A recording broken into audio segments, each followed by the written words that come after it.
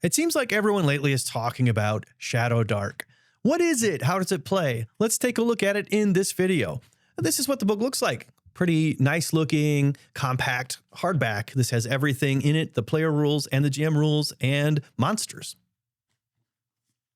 First of all, it's yet another OSR game, or old school Renaissance. These are games that attempt to capture the simplicity, kind of the feeling of danger, and the pulp-like feel of the original editions of Dungeons & Dragons. It was first published last year and was almost instantly a runaway success. This year, it won 4 gold awards for the 2024 Ennies. It won Best Game, Best Layout and Design, Best Rules, and Product of the Year. So, should we be excited about it? What is it? Will you like it? I'll try to answer that question. Ultimately, of course, the answer to that question is always in playing the game, so this is a rundown and not a review, but I will take you through some unique things about the game to get you a feel for whether you want to dip your toes in it and give it a try. It's also a class-based leveling game like a lot of the OSR games, so expect that. It is built around old-fashioned dungeon crawling, and it is billed as featuring speed, danger, and simplicity, and being rules light and intuitive. It has a lot of generation rules and tables to make for minimal GM planning too, so it also takes some pressure off of the GM when it comes to preparation. It especially lends itself to a slightly randomized dungeon crawl. If you want to do that kind of thing, this game is really here for it, meaning you randomly roll to generate the dungeon or the next section of it as you move along. You can also do that at a hex map level as you get to your hex crawling part where you're going through the region of an area or a country or what have you. All of that can also be pretty handily randomly generated. Now, a big signature feature of Shadowdark, and perhaps the reason for that name, is that light is a big deal. And I mean light sources and whether or not your characters can see. Player characters cannot see in the dark without magical aid or the aid of torches. There is no ancestry that gives you dark vision. There's no spell that I noticed that gives you dark vision, but if there is one, I bet it's pretty short in duration. And while you're in total darkness, if you don't have a light source, the environment is considered deadly for the purposes of rolling random encounters. So if you don't plan right and you run out of torches, things can get gnarly pretty fast. Another unique thing about light sources is that this whole system of lighting is meant to move the game along and make it feel quicker, make it feel like there's a ticking clock for your light source to go out.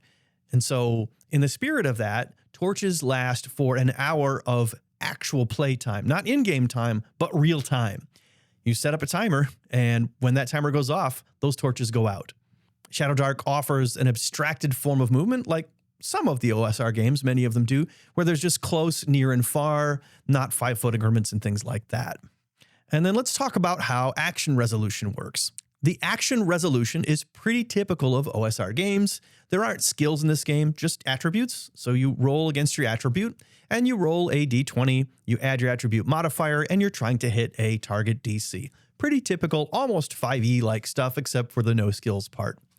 The game also has luck tokens, which are a lot like inspiration in 5e. They allow rerolls, and you can only have one at a time, and they are awarded by the game master. Let's talk about PCs and what's available for you when you're generating a character.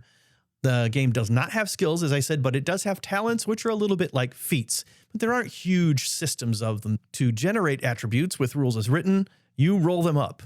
And there's an optional rule that says that when you roll up your stats, if none of them is 14 or higher, you mulligan the whole thing and you roll them all up again. This might be, I suspect, maybe one of the least popular things about it, unless you're really into random stats. Because if you come to the game wanting to play a certain class and your stats don't support that, that could be a bit of a problem. However, if you're the kind of player who likes to just roll the stats and then decide what you're going to do, let the dice tell you what class you're going to be, basically by having certain stats higher than others, this is probably right up your alley. Above all, I think this is very easily probably house ruled to use an array or something like that. Wouldn't surprise me at all. I didn't look before I made this video, but it wouldn't surprise me at all if the internet was awash with house rules for the stats, because those do tend to be the least popular things. Not a lot of people these days still into completely randomly generated characters. But those are the rules as written. The ancestries available are dwarf, elf, goblin, half-orc, halfling, and human. There isn't a huge difference between these ancestries in terms of game mechanics and rules, and they definitely don't modify your attributes like ancestries do in a lot of other fantasy RPGs, but they provide some other benefits. And an example of that is that dwarves get +2 hit points on character creation, and then whenever you level up and you roll for new hit points, if you're a dwarf, you roll for those new hit points with advantage. And again, none of these ancestries can see in the dark naturally. Now let's talk about classes. The available classes is just 4: fighter, priest, thief, and wizard. I mentioned talents. Again, these are a little bit like feats. Now for each of these classes, you roll on a brief table of talents whenever you gain a talent, and you get one right away at first level. There are 5 entries on that table for every class. These talents can be taken more than once, and for each class, if you roll on a 12, you get a talent of your choice, or you get a bump to one of your stats. There are also backgrounds, and again, this is kind of typical of especially the rules-light OSR games. The book says you work with the GM to determine if your background provides you advantages in a given situation. So you create whatever your character's background is. They were a pirate, they were an acolyte to a priest, that type of thing. Things you might think of typically as fantasy game type of backgrounds. And you just adjudicate with the GM whenever you think that background might give you some kind of advantage. And that's usually going to give you advantage on a dice roll. There is a table of random suggestions for backgrounds to inspire you. You can roll on it, or you can pick one, or you can come up with your own custom background. Not very complicated. The alignments available in this game are chaotic, lawful, and neutral, a lot like OD&D. There's just 3 of them, not too complicated, and the book describes it this way. Law is benevolence, chaos is malevolence, and neutrality is impartial, favoring neither. Shadowdark does use XP to level up, but it's on a bit of a smaller scale than, say, 5e, and the amount of XP you need to level up each time. The way it works in Shadowdark is you level up when you get your current level times 10 in XP. So that means to go from level 1 to level 2, you need 10 XP. To go from level 2 to level 3, you need 20 more. And you reset this to 0 every time you level up. So you don't keep a running total of all your XP like you do in 5e.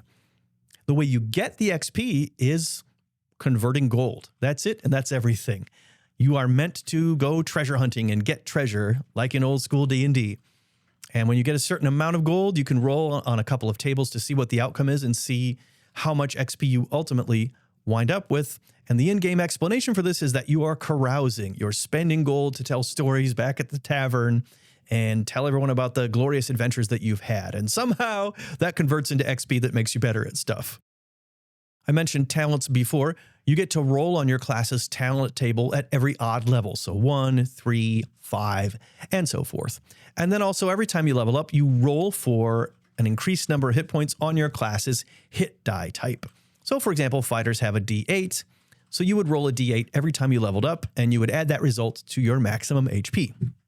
In this system, spells have tiers, which are like D&D's spell levels, and you gain the number of spells you know as you level up if you are a caster. Spellcasting works like this. You roll a 1d20 plus a modifier, that's going to be intelligence for wizards, and wisdom for priests, as you might expect, and you roll that against a DC, which is 10, plus the spell's tier. So for a a tier 1 spell, you would roll a 1d20 and you would need to get above 11. If you fail on that roll, that spell is not available to you again until you complete a rest. And if you critically fail, some bad things can happen. Wizards roll on a wizard mishap table when that happens. And an example of this is at tier 1.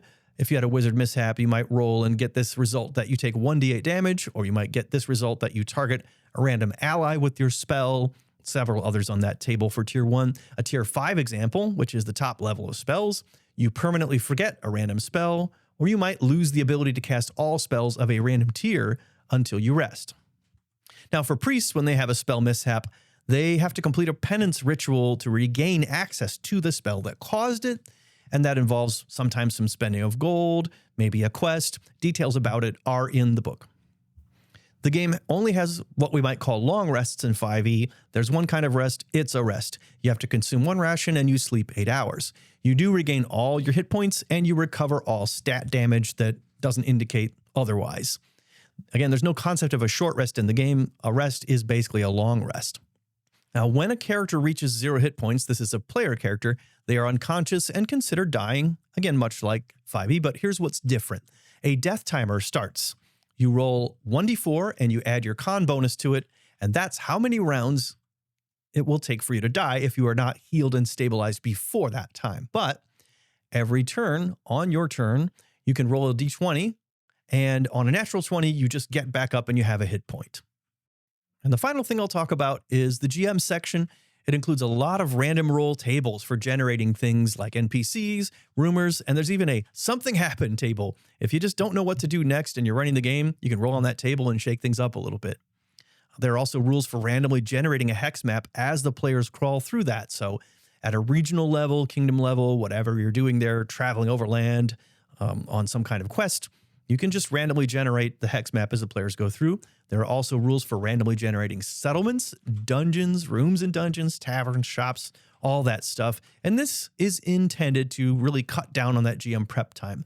If you don't really want to spend a ton of time engineering this cool dungeon, which you totally could do in this system, but if you don't want to, or if you want to take the players on a side trip because maybe you've run out of prepared stuff for that session, you could pretty smoothly use these tables to do that.